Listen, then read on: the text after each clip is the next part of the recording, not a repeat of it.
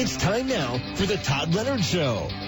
Leave those negative stories behind as we focus on the positive and hear from those who give back and help others. Let's start your day with some inspirational stories. Now, here's your host, Todd Leonard.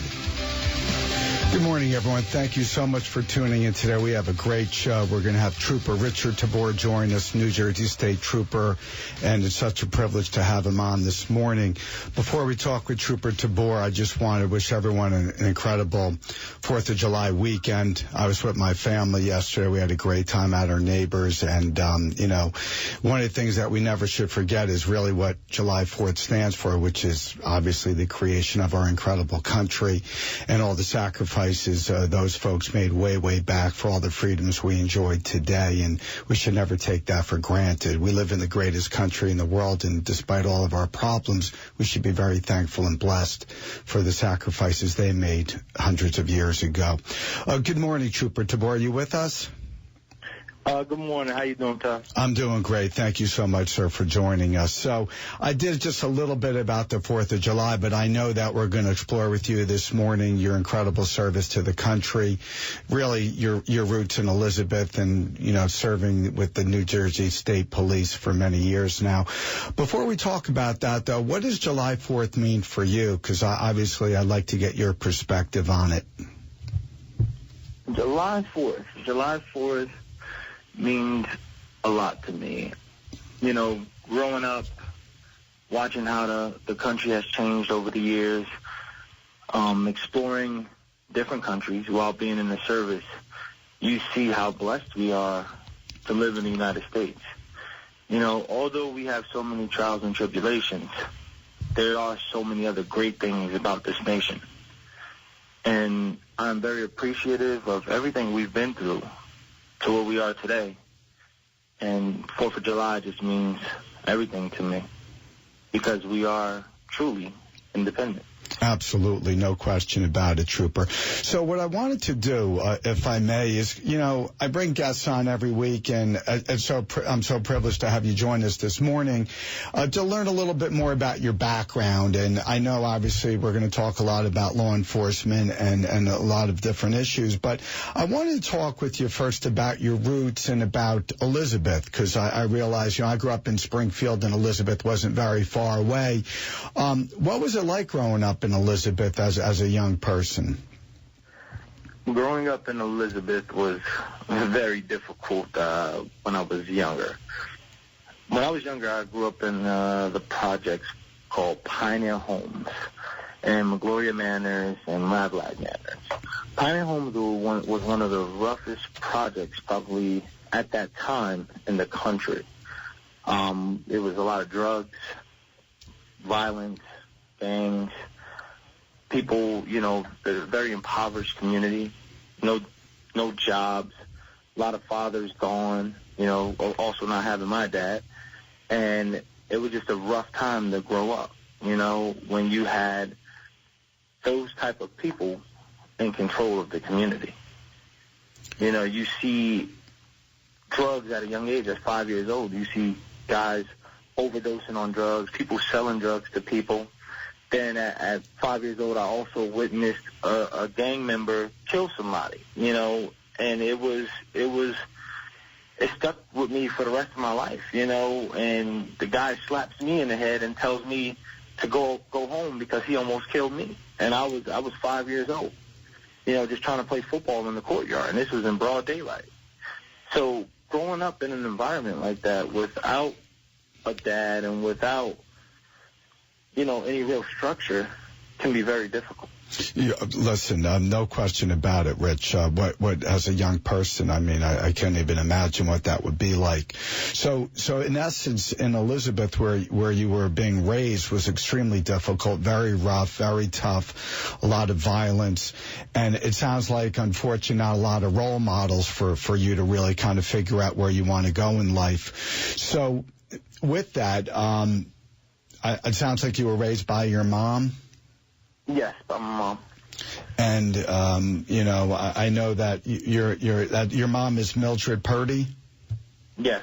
Well, God bless her. So she was raising you, and you have other siblings also? Yes, I have a brother and a sister. I'm the youngest. Okay. So you're in Elizabeth. Obviously, you're a young person. You don't have a lot of, things to look forward to.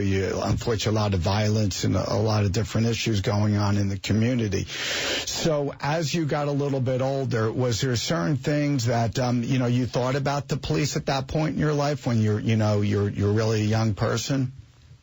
Yeah, your view on the police when you're growing up in a neighborhood like that is a very negative view on police when you're growing up in a neighborhood like that, because the only time you usually see police when you're growing up in the communities like that is when they're arresting someone.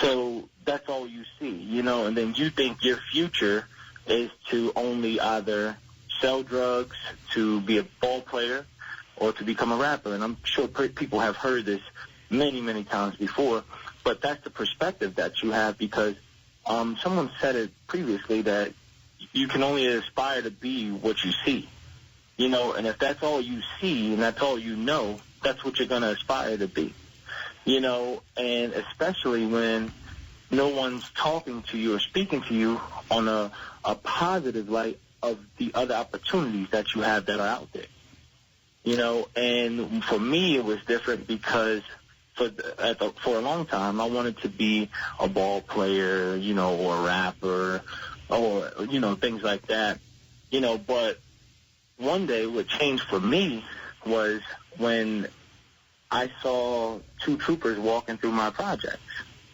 And at that time, cops weren't really allowed to come into the projects, or not that they weren't allowed, but they wouldn't come in there by themselves, or they would come with a large group of 10 to 15 police officers at a time, so they wouldn't be attacked or, anything like that. So these two troopers were walking through Pioneer Homes, and it caught my attention, not only because of the uniforms, of course, but because they were two troopers just walking through the projects, and it caught my attention by them just walking through that it drew me to them, and I had to say something to them. And I ran up to them, and I didn't know who they were, so I immediately asked, "Who are you guys? Where are you guys coming from?" They said, "Hey, kid, how you doing? We're troopers." And I said, "What are you guys doing here?" They said, "We're just doing a walkthrough." I said, "No one's bothering you, though." They said, "Of course not, kid, we're troopers." And I said, "How can I become like you?" And they said, "If you keep your nose clean and you do the right thing, you could become a trooper one day, too." How old were you at that time, Rich? I probably was around 6 or 7. Wow, incredible. And you remember to this very day that experience with the two troopers. It's kind of interesting. So when you were such a young person, a little kid really, and you saw the troopers, there is something about the state police in terms of how they conduct themselves and how they carry themselves. It's almost a certain type of respect they just command it. Was it something that just struck you, just the way they carried themselves? The way they carried them. First of all, the uniform, of course. The uniform stands out automatically. Everyone in the state of New Jersey knows that the uniform stands out. Those troopers at that time were very clean.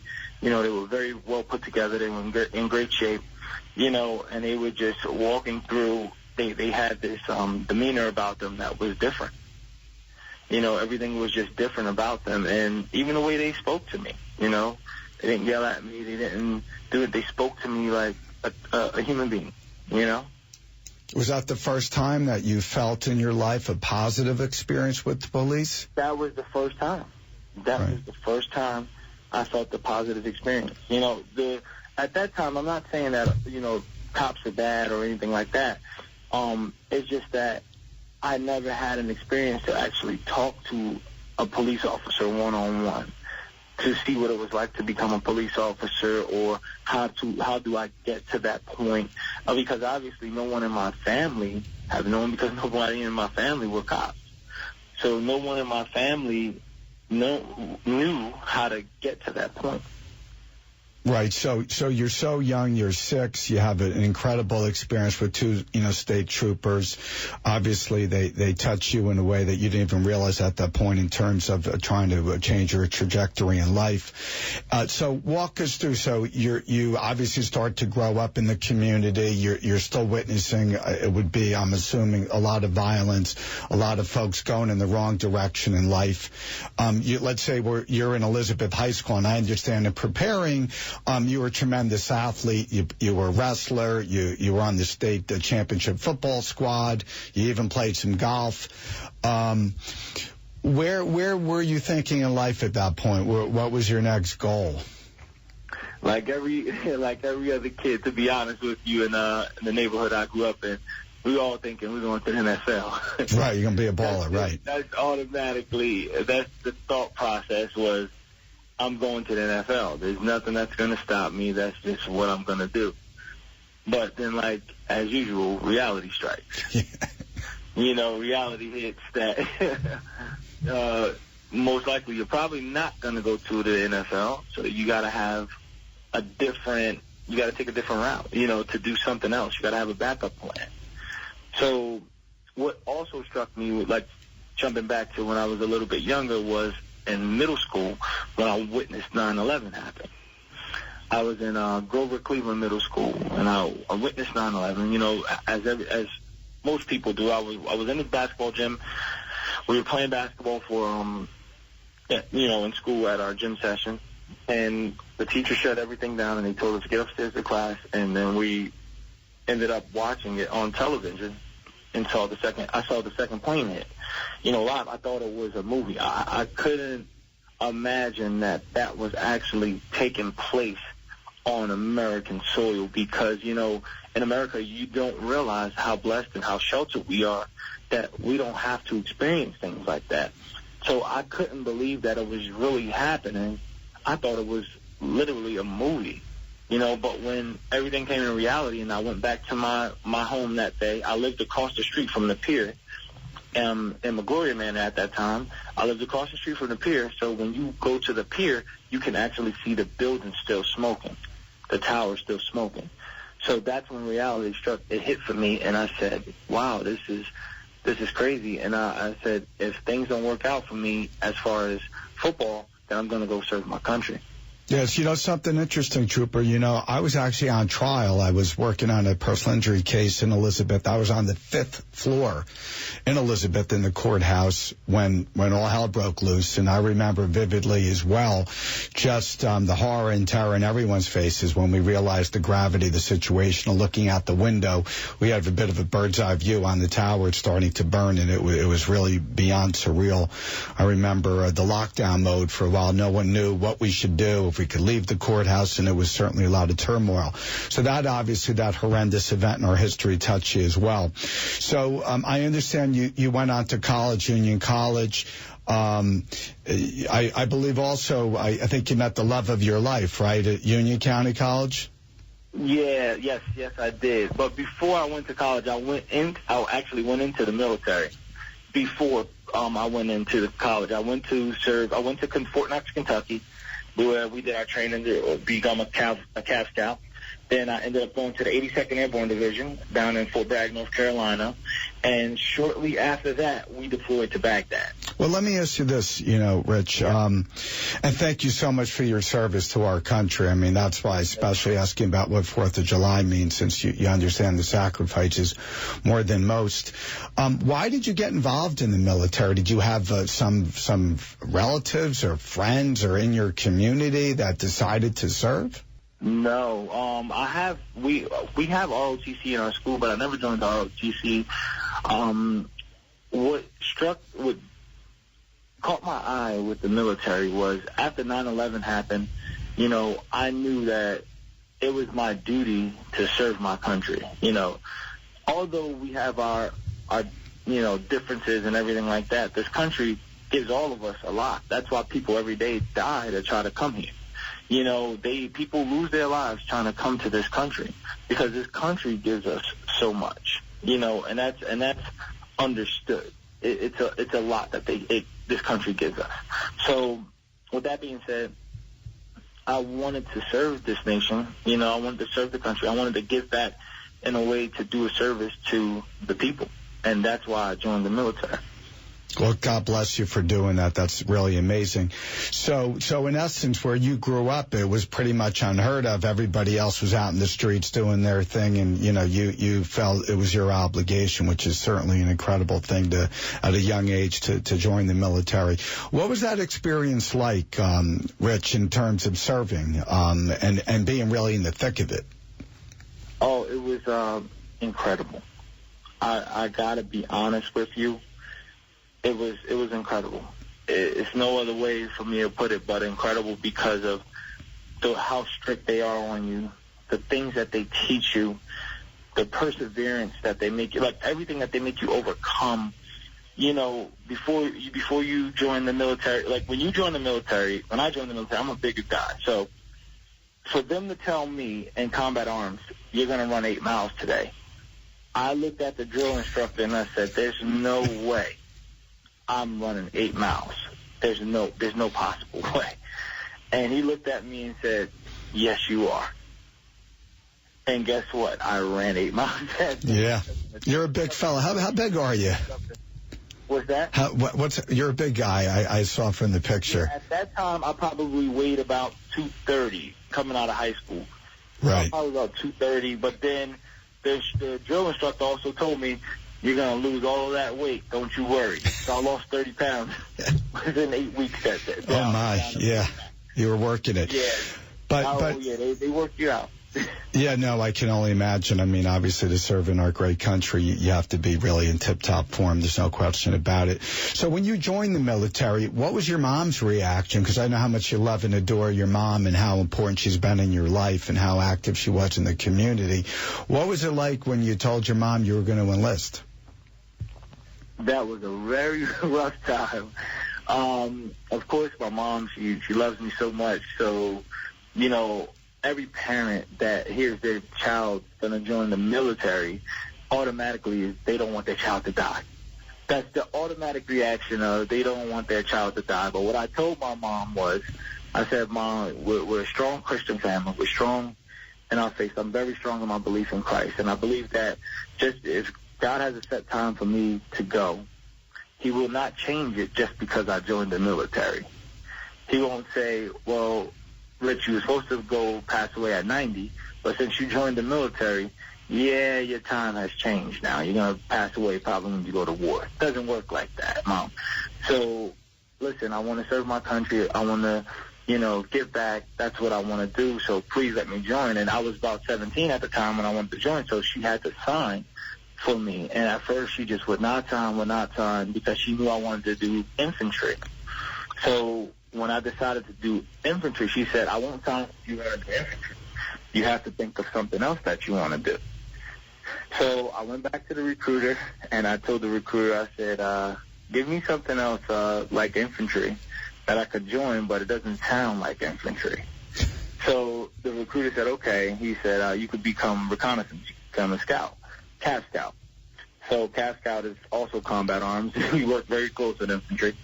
And that's what I ended up picking up. And I told my mom, I said, Mom, all right, the new job I got, we're basically going to be doing surveillance and reporting back the enemy's movement. That's it. You know, my mom said, okay, well, how close are you going to be to the enemy? I said, we're going to be far away, you know, just looking through our binoculars and everything like that. And we're going to report back to intel about what we see going on, the activity. And she said, okay. So she signed me up. Wow. Well, so let me tell you. After she signed me up, she asked the recruiter. She said, after I'm gone already in Fort Knox, she asked the recruiter, so what exactly is Cav Scout? And he mentioned to her, oh, it's just like infantry. Oh, my. So that first phone call home was not pleasant. Was not pleasant at all. How long did you serve our great military? I served in active duty for 3.5 years, and then I went on to the National Guard. entered for a total of 12. Well, that's a great commitment, and God bless you again, Rich, for that service.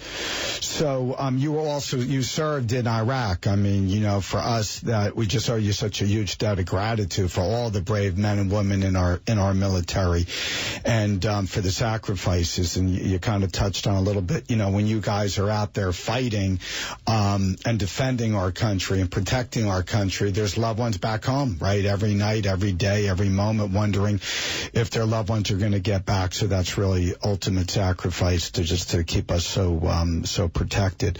So when you return back to the United States and back into your community, and really, one of the major reasons why I wanted you to come on the show, Trooper Tabor, is to talk about your commitment to the community. So when you came back to Elizabeth, your roots, did you have an impact on any of the local kids when they saw you? Oh, yeah. The local kids, when I got back, even before, they loved me a lot. For some reason, I don't know, I just always appealed to them like I always attracted them to, they wanted to talk to me, they wanted to, know what I was doing, know what my next move was and everything like that.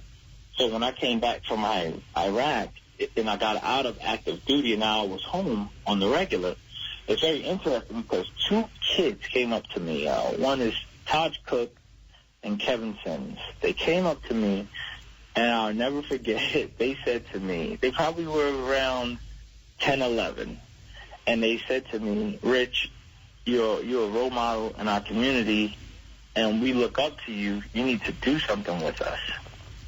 And I immediately answered, and I said, what do you guys want me to do with you guys? I don't know what to do. What do you want me to do? And they said, I don't know, take us somewhere. So I said, okay, listen, if you guys do great in school and you pass all your classes and you do well, on the last day of school, I'll take you guys to Six Flags.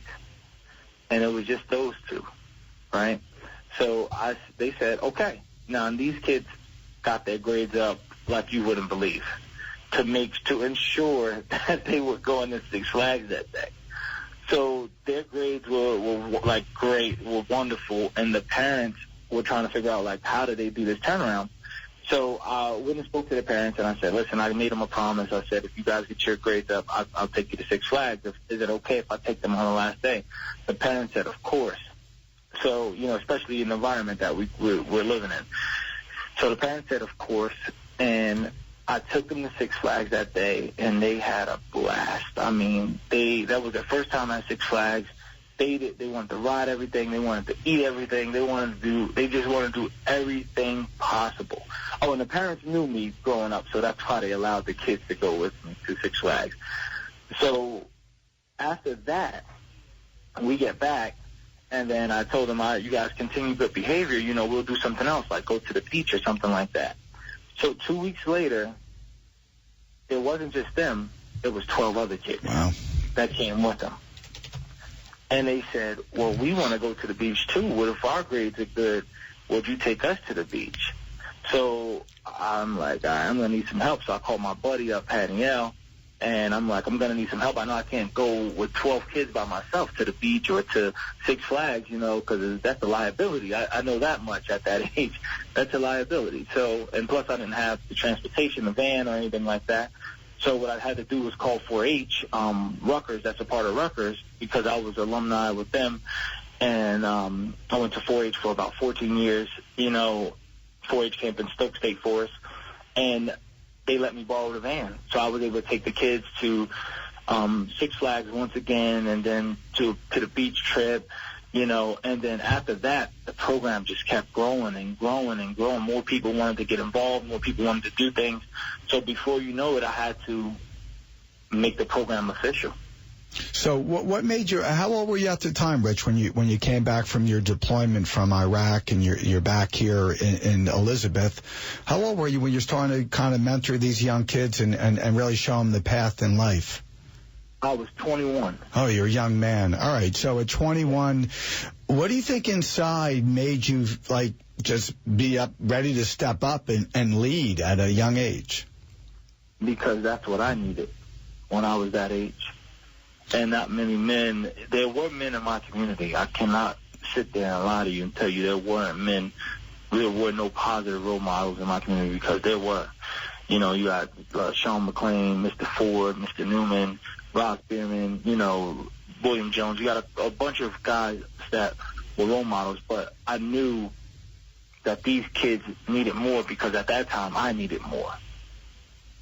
Now, was your dad in the picture, Rich, growing up? No, I got my dad only 3 times. So once when I was 12, once when I was 16, and once when I was in the military. Oh, all right. So you understood then how important it was to have a father as a role model, and unfortunately you didn't have your dad around very much, but you obviously have some other mentors, and thankfully you got on the right path.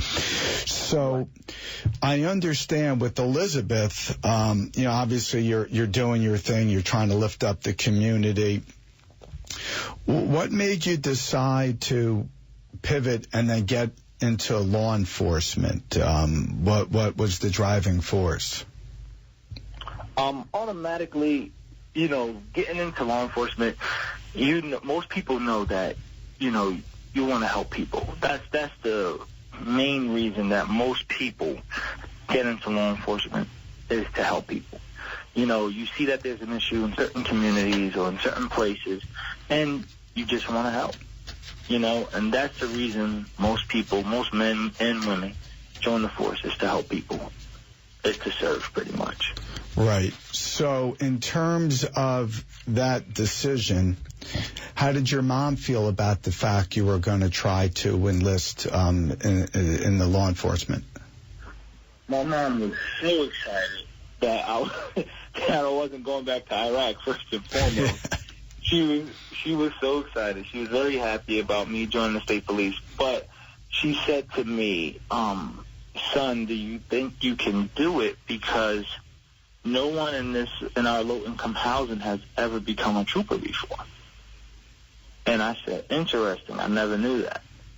You know, and she said, yeah, I've never seen anyone become a trooper. Don't you think it'll be easier if you just become an Elizabeth police officer? And I said, yes, but I made a promise to myself that I want to become a New Jersey State Trooper, so that's what I'm going to do. And so I started the process. All right. So you had, obviously, you spoke to your mom, and you served our military so proudly, and you decided to try to enlist with the New Jersey State Police.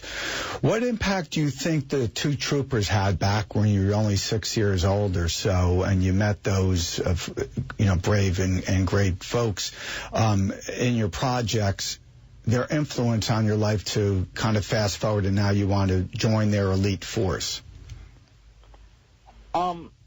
So in our community, right, we had some police officers. My mom would tell me, son, you know, she explained to me, son, you live in a very rough community. The community is full of gangs, is full of drugs, is full of violence, and you have to stay away from that. And the police are going to be here a lot because of the type of community you live in.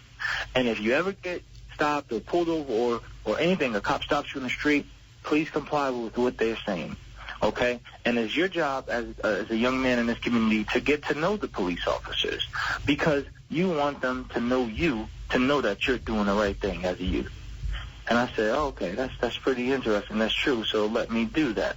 So I got involved, and I tried to, you know, make myself known to police officers so that they could know who I was, and I ended up attracting who is now today the Deputy Chief of Police, Sacco. I ended up going up to him, and I said to him, you know, my name is Rich Tabor. Nice to meet you. You know, I'm going to go to the Army. I met him around my 11th grade year, and I said, I'm going to go to the Army, and I'm going to become a New Jersey State Trooper. So Sacco says to me, all right, whatever, kid. When you join the Army, let me know. You know, so once in a while I would see him, I would talk to him and everything. And then I enlisted into the Army.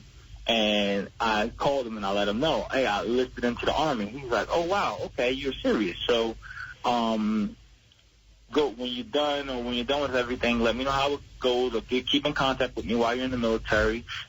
so you could keep me posted on everything. So the summer before I left, I realized how serious he was about looking out for me, because I was hanging out with two guys that I knew growing up, but these guys would run the streets, but they were my friends coming up, and we're sitting out front of my house, and we're talking and hanging out, and Saka goes up to me, and he tells the two guys, get out of here.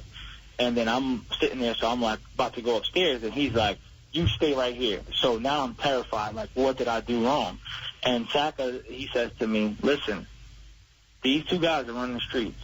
You cannot be with them, because if you're with them and they're accompanied by you, guess what? You're going to be an accomplice to whatever crime or whatever they're doing. So you need to stay away from them. And you got a good thing going for yourself.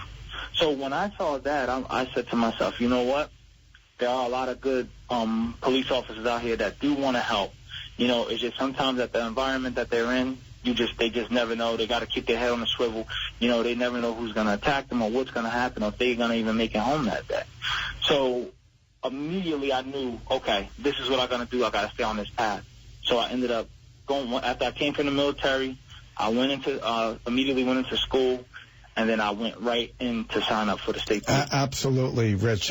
We're going to take a very short break and continue this really, really, powerful show. We'll be right back. The Todd Leonard Show is sponsored by the Leonard Foundation, whose mission is to support the children and families who are battling pediatric cancer and those in need of food and assistance, women's shelters, and other important social services in the community. They also proudly support those fighting pancreatic cancer. They feel it's vitally important to help those in need in our amazing community when they need us the most. Please join them in extending a helping hand and go to leonardcharity.org and donate now. Together, we can touch many lives. So, Rich, we were just discussing with you how you got involved with the New Jersey State Police, and I understand that you actually went through the recruiting class in 2014. Am I correct? Yes. Right. And I understand that because of your commitment and your dedication and your loyalty and your spirit, you're actually given a very prestigious award. Lieutenant Walsh's in his honor. You got a very important award out of one of the recruits out of 149 recruits. We understand that you exhibited dedication, commitment, loyalty, unselfishness during your training. What was that like to be singled out among your peers? Because New Jersey State Police, the recruiting class is the cream of the crop. What was that like when you learned the meaning behind Lieutenant Walsh's life and getting that award? It was great. It was a beautiful thing, especially for my class to stand behind me with it. It was a great experience. It kind of left me speechless, and to see how happy my mom was, it left me speechless. So what do you think, about these? Because these qualities, when I was thinking about having the great honor, speaking with you this morning and for the listeners, about dedication and about commitment and about loyalty and unselfishness. These are incredible qualities, and to be singled out among so many great, recruits. Where do you think you got those great values and those kind of attributes? From my mom. She's very dedicated, and I didn't tell you guys to start, to begin with, but my mom was very active in the community. My mom grew up in Jersey City, New Jersey, and she was born and raised there, and she started being active in the community at the age of 13 or 14. My mom started a track team at the age of 14 with youth that were younger than her, and used to take them to New York to compete at 14 years old. She used to take them over to New York by herself, about 10 youth, on the train and everything. And the city allowed her to do it. They paid for it. She got the city to sponsor some of it at the age of 14, and I couldn't believe the stories I used to hear about some of the stuff she used to do. And then it transferred over into Elizabeth, where my mom continued to work in the community. She used to do different fashion shows, used to take us on trips, used to do little pool events for the kids, little racing events around the courtyard. So my mom was very active in the community, and seeing, like, as I said before, you're going to do what you see. And that's what my mom used to do, and that's what I saw. So that's why I do that now, I believe. So, well, obviously, what a great woman to follow. I mean, your mom sounds like an incredible person and really instilled so many values into you, which obviously still resonates to this very moment. In terms of your involvement with Elizabeth and the roots and your feeling of commitment to the community, in 2014, you also got another great award. The Housing Authority of the City of Elizabeth also gave you an award for your commitment and accomplishments. What was that like? Have a dinner in your honor? What was that? What were you feeling? First and foremost, I didn't know that was going to happen. I didn't know that they were going to do that. And Housing Authority was so excited because, they watched me grow up. They watched me grow up from a baby. I lived in public housing my whole life. So they literally watched me grow up and watch me beat the odds that are for the kids that grow up in my community. Most of us either will sell drugs, get in gangs, or end up dead before the age of 21 or 25. That's the life expectancy of men growing up in my community, to just not make it, or to not be successful, or to not ever move out of the neighborhood or get caught in the environment. So to see that they, recognized that and they did a beautiful dinner for me and awarded me, because I've been working with the kids before I even, joined the state police. That was a beautiful thing to see that people noticed. Well, you're a beautiful person for what you're doing. You're lifting up the kids. Walk us through though, so the kids are there, you're in the community and you're being a role model. What type of advice or mentorship have you been giving the kids during that period of time? Oh, I've been trying to give them so much, so I have to, hone it into a few things for them. So a lot of times what I tell them is, first of all, like I said, we're a faith-based organization, so we're a Christian organization, and I want to be sure to make sure I let that be known, because that's who I give all the things to is to Christ for me getting to where I am at today. And, I would be nothing without my belief and my faith in Christ.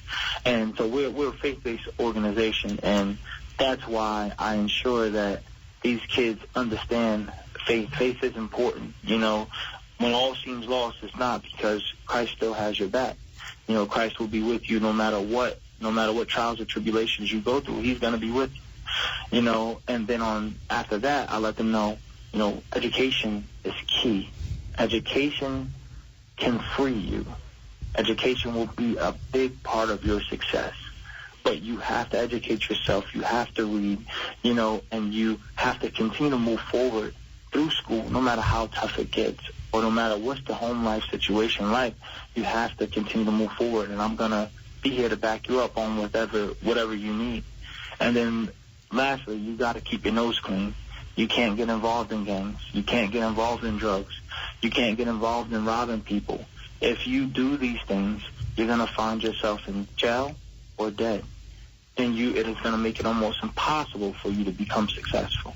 So, Rich, among many other things. So, we really didn't touch on, but I want to focus on, you created this important organization, New Life Direction. What year did you start that? 2014. And what was the impetus? What was the basis why you started this organization? First, I started the organization. Well, first, when I was working with kids, I figured this is what I'm going to do. I'm just going to work with kids, and, we're going to keep it informal, and I'm just going to work with these kids and do different things with them. But then I realized I was starting to go broke because I was doing everything out of my own pocket. So I was pretty much going broke. Couldn't even pay my own bills because I was so dedicated into changing their lives that, I was blinded with everything else. I wasn't able to take care of myself. So Housing Authority instructed me. They said, you got to turn this into an organization because you have over 30 kids that you're working with. Turn it into an organization so you can receive funding from donors. And I looked at it, and I'm like, how do you do that? Because I wasn't aware of what a nonprofit is and how to do it or anything like that. So they instructed me on how to do it, how to turn it into a nonprofit. So I turned it into a nonprofit, and then people would, write us a check. Like, they'll give us $30 or $40 or something like that. So we can buy food or do different things for the youth. And then eventually, for us to get more donors, we had to turn it into a 501c3. So in 2017, we turned it into a 501c3. So now we're tax exempt, and had to turn it into an official organization. So eventually, I will have the ability to help more youth. So in terms of New Life Direction, if someone's listening today and wants to help out or get involved, how would they reach you? They could either go to the website, and they could give us a call. Usually our secretary at New Life Direction, she picks up the phone all the time. Anytime you'll call, pretty much from 9 to 5, she'll pick up the phone. And what's the number, Rich? The number's actually on the website. The number's actually on the website. I don't have the number handy right now. I'm sorry. No problem, but New Life Directions, is it what? So what's the website? www.newlifedirection.org. Okay, so people that are listening want to lend a hand up and help others. You said some things that are really important about faith and about education and about staying out of trouble. In terms of the kids that you've been involved in, so give us an idea, what kind of programs does New Life Direction kind of perform for the community to help the kids at risk? We have performed just about everything. So when you think of New Life Direction, everything that I've experienced coming up, any program that I've experienced and that I've went through and everything I experienced, I've tried to put it all into the program. So the program consists of sports, education, camping in the summertime, Boy Scouts, mentorship programs, girls groups, Little Achievers. We do and have just about a wrestling program. We helped our cheerleaders that went to nationals. We helped pay for them to go to nationals, and they took fifth at nationals down in Florida. So we have so much that we do. We do tournaments throughout the city.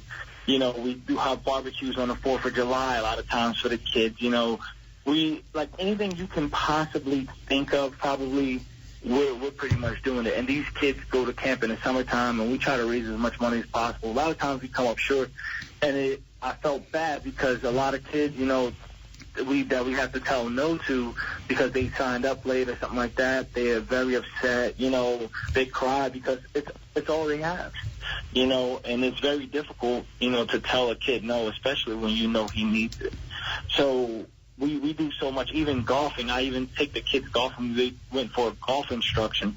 Things that they would never be able to experience just by living in that neighborhood. We make sure that they are allowed to get that experience. Wonderful. I mean, it's great to expose the kids to all these different things. In terms of the organization, besides yourself, because I saw some photos on New Life Direction's website, I was joking with you a little bit before we brought you on about basically it looks like there's a number of really good ballers there on the basketball court.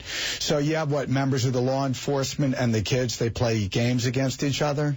Oh, yes. I bring the New Jersey State Police right into the project, and we play basketball against the kids. And this is a great experience because it has done so much for the community as far as even how the relationship between Elizabeth Police Department and the people in that neighborhood has changed dramatically. They have explained to me that now these kids and the people are now saying hi to the police in Elizabeth when they walk through, because they interact with them. They interact with the state police so much on that basketball court that it has been incredible for the change of the community. Yeah, it's something everybody now is so focused on the relationship between law enforcement and the public. And I love people like you and other folks that are so dedicated to showing the local residents that the police can be trusted. The police can be your friend. The police are just like everyone else. And that interaction, I think, is vitally important. I mean, there's a number of things like on Facebook, for example, where you see like a white cop playing basketball with the, black young boy. And I love it. I love seeing that interaction because I do think it certainly serves a really very, very important, powerful message. What is that, your feelings about that, Trooper Tabor, in terms of how your other fellow state troopers feel when they go into, Pioneer, the local projects in Elizabeth, and they're playing ball with the kids? Well, what's that like for them? At first, it was, very difficult, because of the stereotype of what the projects are and what they are like, that they are bad people, they're gang members, they're all drug dealers and everything. But in those projects, they're people just like everyone else. And that's the fact of the matter that people do not understand, is that they're people. So when people change their perspective of who they are and understand that they're just people like everyone else, that changes everything. And that's what it did for a lot of the troopers that went in with me. They went in and they're like, oh, my God, these kids are lovers. You got kids jumping on my classmate, Lombardi. He's a white male gentleman. They're jumping on his neck. They're hugging him. They're like, they don't want to let him leave. Like, it was a great experience for a lot of these guys. And a lot of the troopers that do it, they ask me, they say, hey, can we go back again? Please let us know when you're doing it, because we want to go back again. And the whole entire community comes out to watch these troopers play against the community. And it's a beautiful experience. It looks amazing. Like I said, I was joking with you, but it looks like some serious ballers out there playing. But I love the interaction, and obviously my goal, is to lift up the community by having guys like you come on and talk about that, because many times, unfortunately, we talk about the unfortunate interactions instead of all the positive, encouraging things.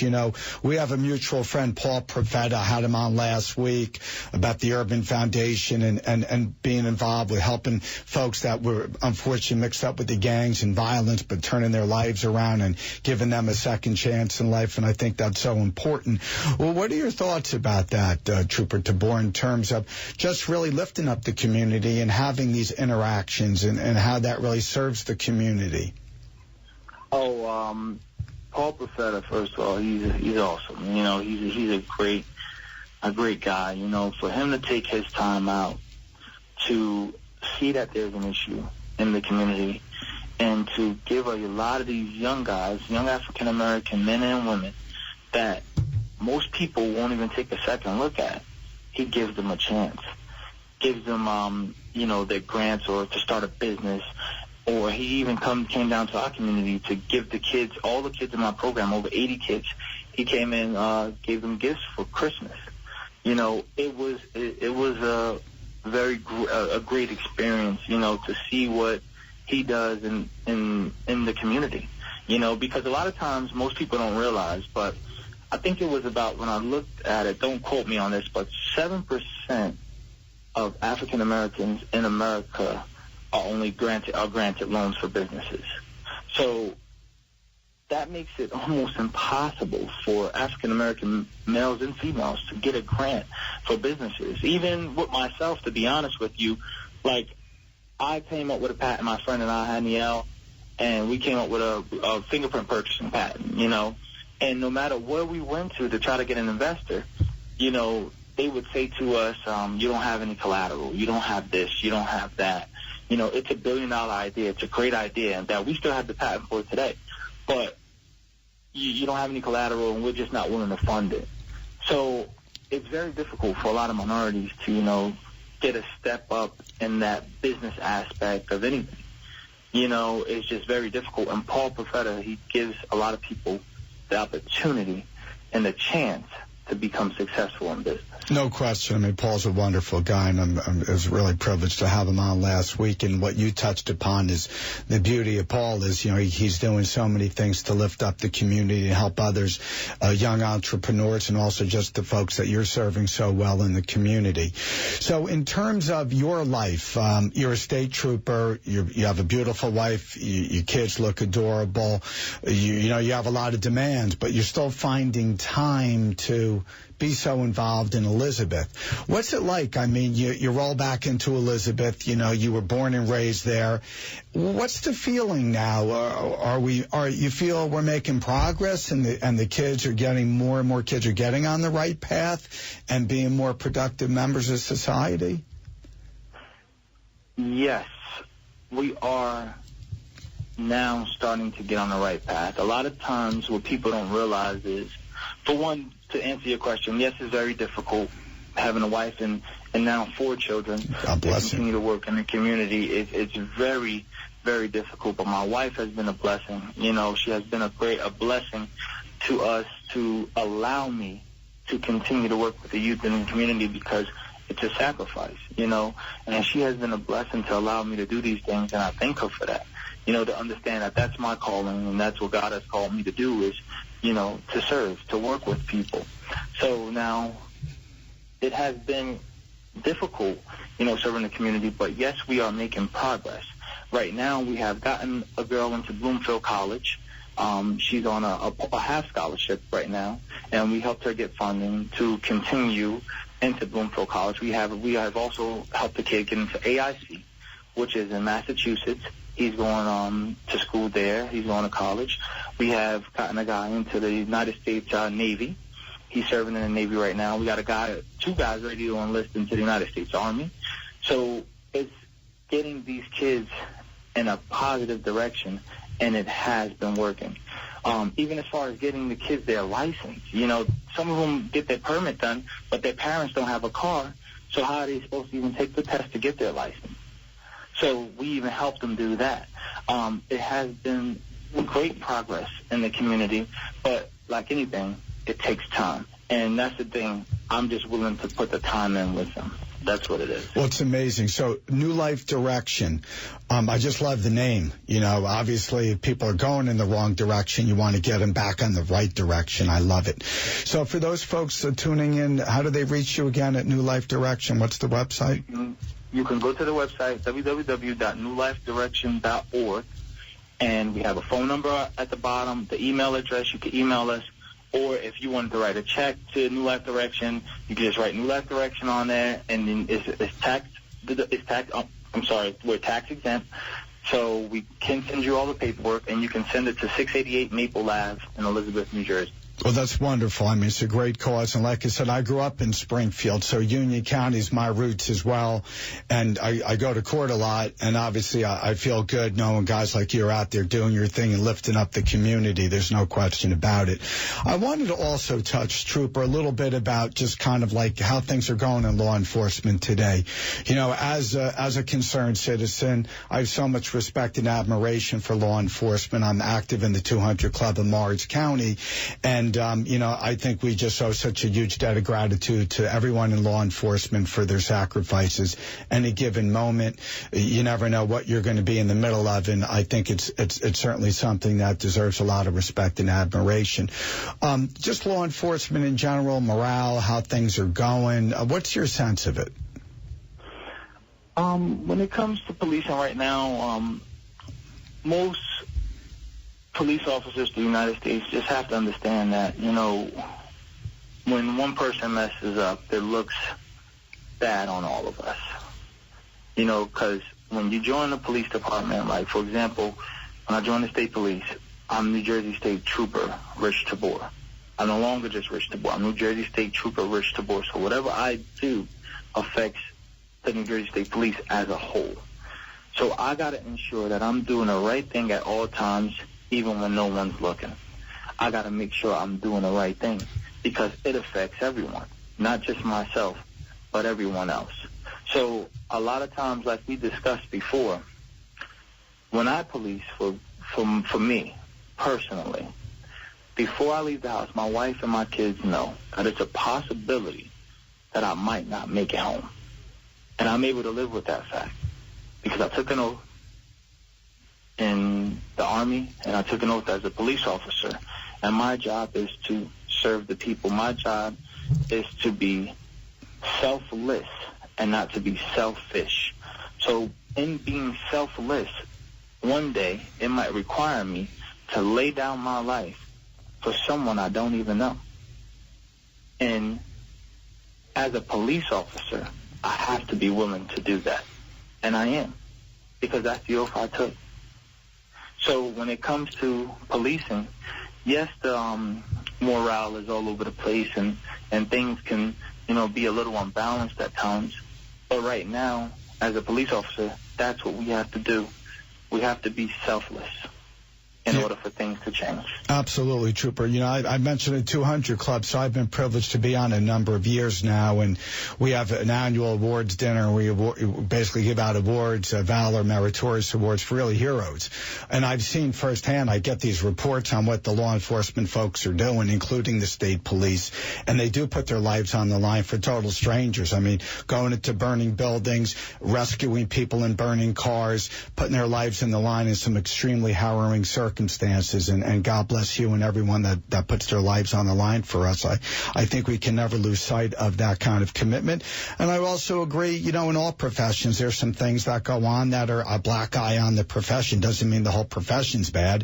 There's just some folks not doing the right thing, and they should be fully accountable. And if, in fact, laws are violated, they should be, fully have the full weight of the justice system on their head, so justice is certainly served. Trooper, before we conclude this really important interview this morning, any other advice for the listeners in terms of your view of giving back and being part of the community? Because that's the whole idea of the Todd Leonard Show, is people giving back, lifting others up, not so worried about themselves and the accolades, but just doing the right thing. Really what you said, when no one's even looking, just doing what really should be done. Any parting advice for us? Yes, you know what, that's a good question. So what I would say is it's important in the United States of America that everybody just plays their part. Just plays their part. Whether it's a small donation, whether it's you see a homeless guy on the street and you just buy him some food versus just giving him money. If it's a kid that you know is in need and you're willing and you're able to help them, but you got to be willing, as well. And just help them. Help one another, help each other, and just do our parts. As long as we all do our part that we can play. And I'm not saying do something. Everybody doesn't have to go out and do what I'm doing. That's my part. That's the part I have to play. But some people can donate. Some people can use their time. Everything counts. And it's not always all the time just about money. If you don't have money, that's cool. You have time. Donate a little bit of time, 10 minutes, 15 minutes. A little talk with a kid that's living in poverty might change his life forever. You never know, because it changed mine. So my advice to everyone is just to play your role and just do your part. And that will make things better in the future. Well, Trooper Tabor, you've done more than your part. You're a beautiful guy, and what you've done with New Life Direction and been a role model in Elizabeth, lifting others up, and really being a shining light for folks. Despite a lot of adversity in your youth, you've done so much in your life, and I certainly wish you the very best going forward, because, guys like you are so important. You're doing so much to lift others. So God bless you and your incredible cause, New Life Direction. I urge everyone to go visit and donate. Speak to Trooper Tabor. Maybe you can volunteer your time. So for those, I just wanted to say, guys like Trooper Tabor make the show so worthwhile for me. These are folks just giving back. If you know people that are lifting up the community, reach out to my website, toddleonardshow.com. Give me a call, 973-920-7900. Remember, as Trooper Tabor said, we're all in this together. We can all work together and make this world a better place. Enjoy the rest of the holiday weekend. I hope you tune in next Sunday. Take care.